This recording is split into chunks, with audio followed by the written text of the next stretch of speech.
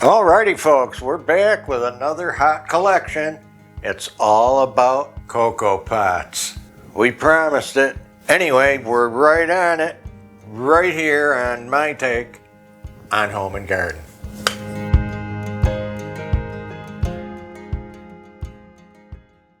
Before I get started, I'm going to break down the categories I'm going to do for you. First, we're going to start out in the Japanese and Oriental influence cocoa pots. Okay? Then we're going to get into most of what we have is Bavarian, but there are a couple others. So we're going to have fun. Okay guys, I gotta warn you, you'll have to get your popcorn or your Rice Krispies because this isn't an 8-minute video. We have 18 cocoa pots. So we've had a lot of requests to see the collection. Our heart of hearts, if you will, probably 25 years of collecting cocoa pots. And we got a good variety for you right here. Let's look at the first one. Now, anything that I have a cup with, I'm gonna show that too. Most of these don't have anything with them, and they're just, were sold as individuals. Here's what I call the early Nippon. It's unmarked. It could be Nippon, it could be somebody else. You see, our spout is all the way up to the top, and the lid is deep for that wonderful cocoa, and keep the creamy top in the pot. Okay, now here is a typical drinking cup for tea, sake, cocoa, any beverage, you know, over in Japan. This could be your cup. Now, if I was having to drink with this cup, I'd have to sit right by the pot. Get a couple refills right away. Anyway, this is beautiful, and it's, again, slightly archaic, really pretty. It's done with an outline, and then it's hand colored in some of it, and then the trim is hand done. And that's what I mean by archaic. It's quickly done and by hand. And it just doesn't seem to matter. It just seems just as beautiful in our collection. Now, you guys just saw this one, and we just added this, just a few months ago. I was thrilled to find it. It's pretty much in that same style. The spout here is a little lower, the same bell shape. Tall, upright, deep lid. You see how that lid goes deep and it has the opening. And I'm thinking there's 3 pots here. It's funny, on the bottom, there's just an orange blotch and a gold couple of dots, and it could be what's left of the letters of the company name. But the women on here, you see, this is better. This is, you know, more well painted than the first archaic piece. Really cute, really cute. Next, we'll stay in that color scheme. You know, this is the newest one. And let me show you that scale again, because this is a good size, but look at how tall. And this is in a different style, shape pot. Obviously, the spout is not only up to the lid, but it's curved past the lid, which is really cool. These geishas are even more detailed. The trees, the buildings, there's ships, there's birds. This one's really exquisite. And you remember, I got a heck of a deal on that. I'm not going to repeat it. You can see that in the video when we went to Dunn's attic. Just beautiful. The same kind of simple maker mark you see on the bottom. 2 letters in gold over an orange block. Just beautiful. Now we get into the blues. This could almost be mistaken for an English piece. It really looks English to me. Now, you know, the Japanese were great on mimicking things that were popular, and then they almost got their due when China started doing the same thing. You know, it's all about keeping up with the Joneses and keeping up, staying ahead of them, trying to get your piece of the market. The bottom simply says made in Japan. The roses again are quick by the artist and somewhat archaic. Simple blue rim and handle, lid, couple of swipes here and there for leaves, but it is gorgeous. And I want to show, because we have it, one of the 6 cups that goes with this. Now, the pot's marked on the bottom, the cups aren't. Sometimes you'll get that. Here's another one in the cobalt blue. Now this is back to not mimicking an English style, but really getting into an upper scale in their own style with a lot of ornate gold, a lot of detail. There's even tiny flowers on the ground at their feet. Buildings, birds, again, and a lot of gold on this one like the last one. Beautiful cobalt blue, made in Japan. There's that blob with the fancy swipe. Again, just nuts about that one. The style is even different. Okay, with what I call the mushroomed bottom. I need to mention where this one had a bulge, not like a bell, like I call those 3 are more like a bell. This is more like a lamp. And this one is more mushroomed at the bottom, and I think it is about 8 feet. Yeah, 8-footed. Wonderful. Now, here is the first one that looks Bavarian. Now, why did I say it like that? I want to show you the difference here because this is unmarked. It doesn't look that old to me. Okay, when you really look at it, it's a little extra shiny. Does have a little gold work. It's not in full detail, and the flowers look like a simple transfer made here. Okay, it's not hand done. So I call this a Japanese reproduction of a Bavarian cocoa pot. Now they're still beautiful and they're still desirable. Again, it's just knowing the difference, and the difference is going to be the money. This would be available for a lot less than some of the Bavarian pots. Okay, just so we get that straight. So we're starting with what I call a little bit lesser of a brand or a pot, only in the sense of cost. Okay, now this little gem, it's really precious, and it's such a shame because it has been through the gauntlet. Okay, it doesn't have as deep a top. Clearly the cocoa pot style. The little florals are precious, and the gold work is really well done.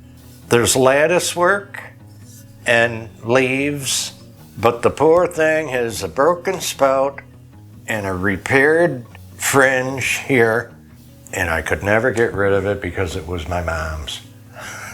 So it's just still a beautiful cabinet piece, you know, and it's more sentimental. We don't worry about what it cost or what it was worth. We wouldn't even know that one. Now it's just a pretty cabinet piece, and it's the only one that has a problem. Okay, here is the next idea in a Bavarian cocoa pot. Here we go again. The deep lid, high spout above the rim, the double helix handle, and this is more of like a transfer pattern and some airbrush work on this. It is marked Germany with lettering, and it could be looked up. I'm not gonna bother with all that. And very affordable. That's my point there. Here's another dandy. Look at the style change now.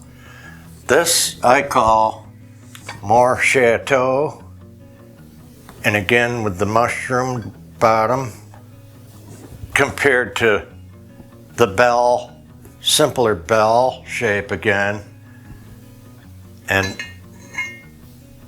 it's got a catch stop on the lid, gold lip, and it's signed, by the way, and it's quite unique with the colors, the grapes. Everybody likes grapes.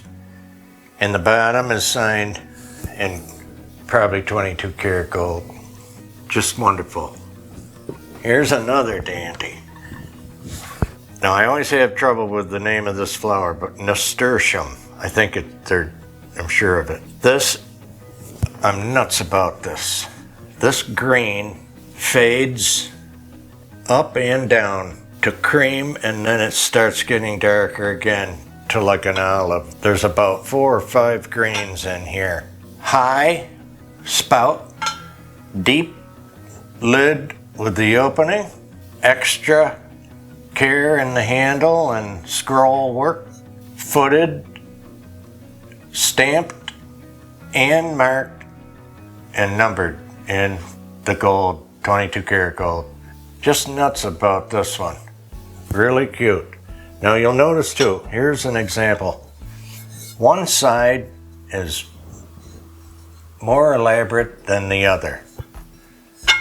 And that's because of artist time, and typically this is what you'll see with these. So when it's on the shelf or in the cabinet, you're gonna put it up to show the more elaborate side, but if you're having cocoa with your friends and they're on this side, they still have beautiful to look at. Let's see what we got. Here's just a wonderful little jewel. Okay, I wanted to be sure about this one. The Malmaison, Germany. And again, this is what I call the chateau form. Typical handle, 22 karat edge, highlights. The color is staggering, just beautiful. And that's a good size volume of a cocoa pot. Again, the spout is well above even the lip. So you got your scallop rim, your deep top, and your high lip spout. Just super cute, guys. I don't know where you're gonna go for beautiful. Right here. Okay, this. Can you see that grin? Bavaria. Multiple markings. I got this on an auction, and I'll tell you, they weren't gonna beat me out of it. I was nuts about this. It's in the cobalt blue, chateau style, beautiful roses, and a lot of gold work. Not only on the rim and the handle, but on the face all the way around. And I did pretty good on this. I thought it was gonna hurt me almost because there was quite a few on it, but I did all right. I don't like to always quote money and talk about money, but I think this is a $150 pot, easy, and I got it for half of that, 75. Okay, here's another cutie.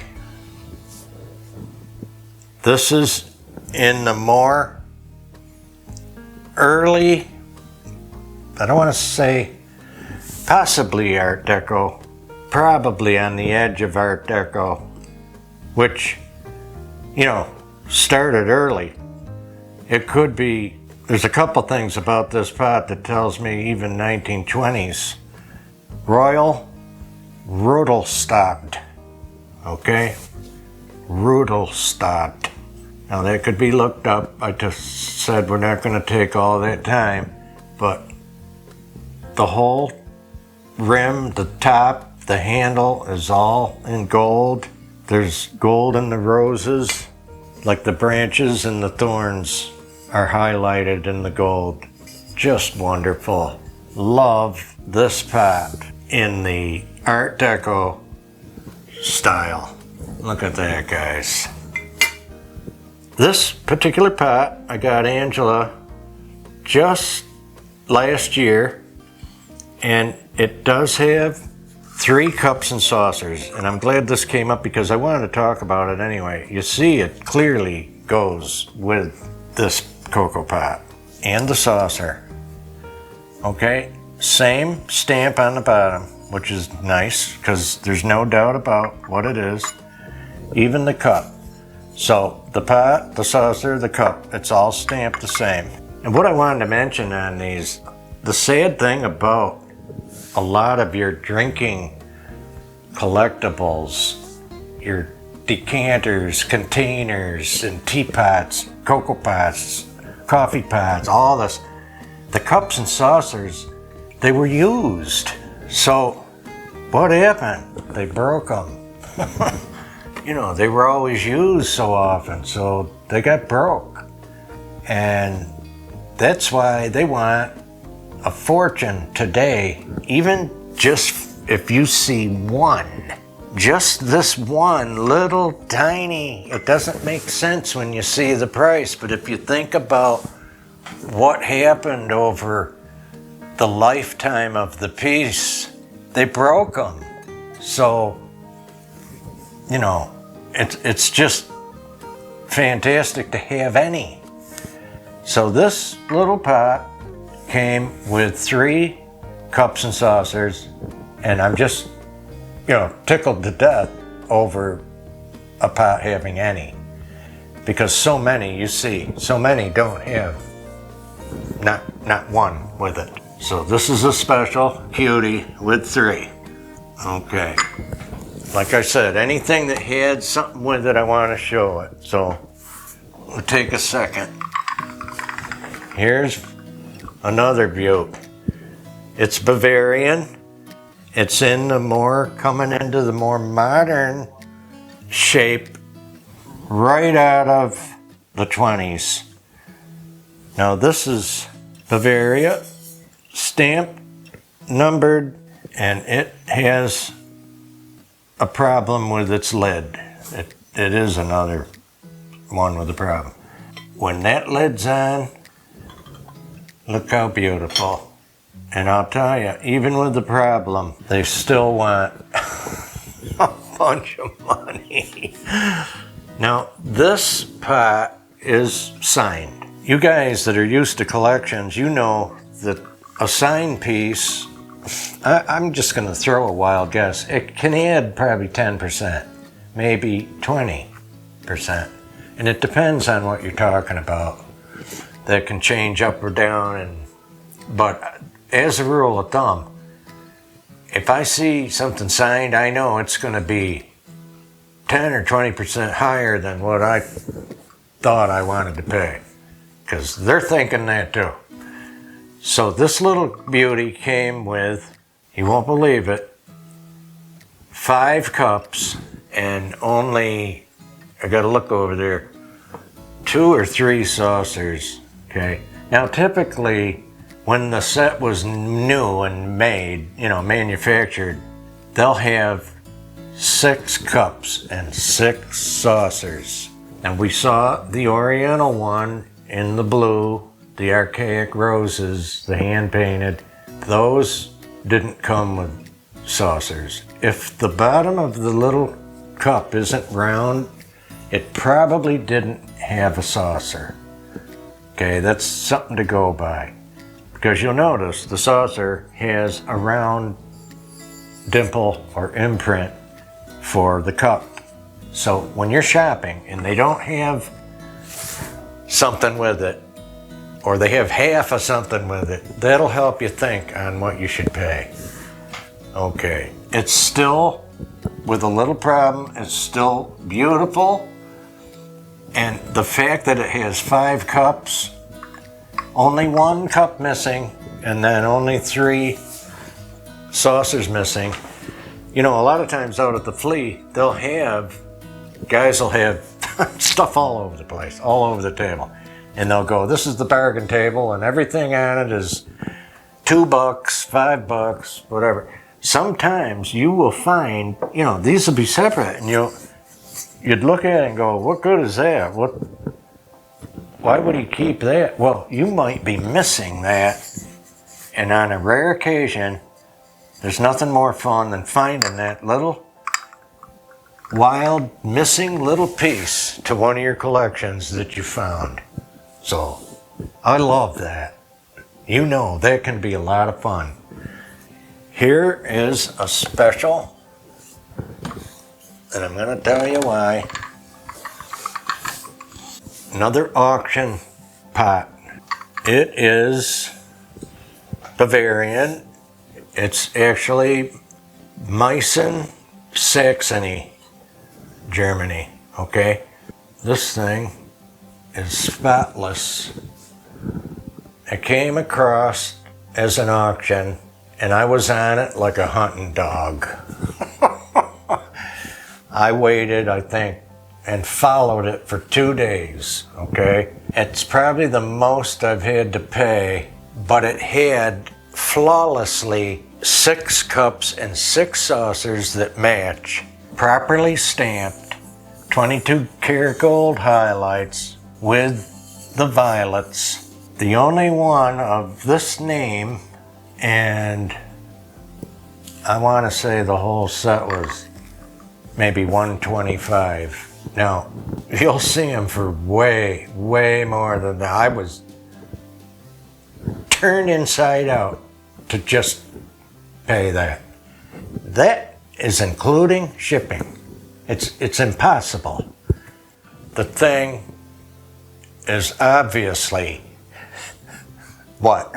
It's off the chain. Good. It's so good. You knew where I was going.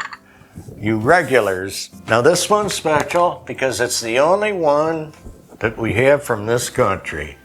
It's not that far off because they would use them regularly too. This cocoa pot is from Austria.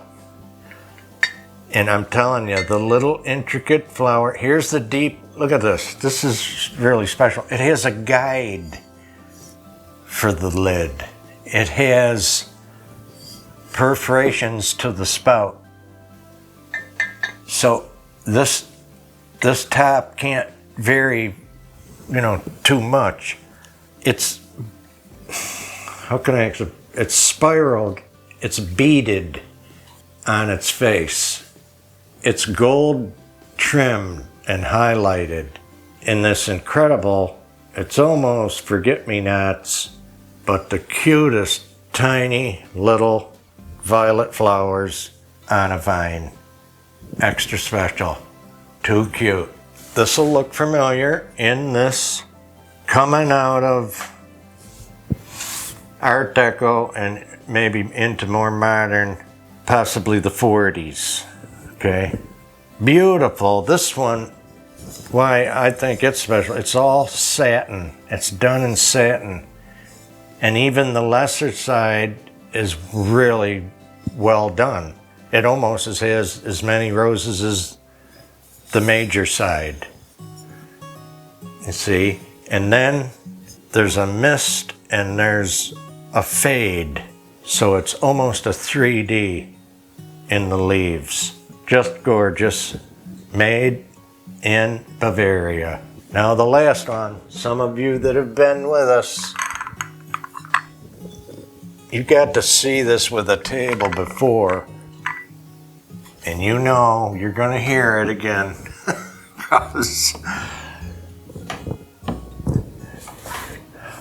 It's my favorite thing in the whole house, believe it or not.